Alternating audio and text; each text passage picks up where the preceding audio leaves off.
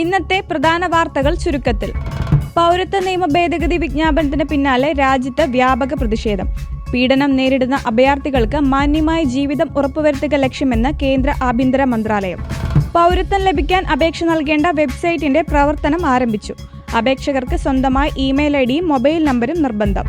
പൗരത്വ ഭേദഗതി ചട്ടങ്ങൾ പ്രസിദ്ധീകരിച്ച നടപടി സ്റ്റേ ചെയ്യണമെന്നാവശ്യപ്പെട്ട് മുസ്ലിം ലീഗ് വീണ്ടും സുപ്രീം കോടതിയിലേക്ക്.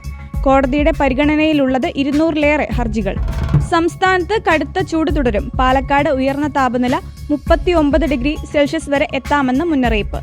ഹരിയാന മുഖ്യമന്ത്രി മനോഹർ ലാൽ ഖട്ടർ രാജിവെച്ചു. നയാബ് സിംഗ് സൈനി പുതിയ മുഖ്യമന്ത്രി. ലോക്സഭാ തെരഞ്ഞെടുപ്പിൽ മത്സരിക്കണമെന്ന കർണാടക കോൺഗ്രസിന്റെ ആവശ്യം നിരസിച്ച് മല്ലികാർജുൻ ഖാർഗെ. കടമെടുപ്പ് പരിധി കേരളത്തിന് എത്ര തുക നൽകാൻ കഴിയുമെന്ന് കേന്ദ്രം നാളെ അറിയിക്കണമെന്ന് സുപ്രീം കോടതി. വാർത്തകൾ ചുരുക്കത്തിലറിയാൻ ഡൗൺലോഡ് ചെയ്യൂ ഷോർട്ട് വാർത്ത മൊബൈൽ ആപ്പ്.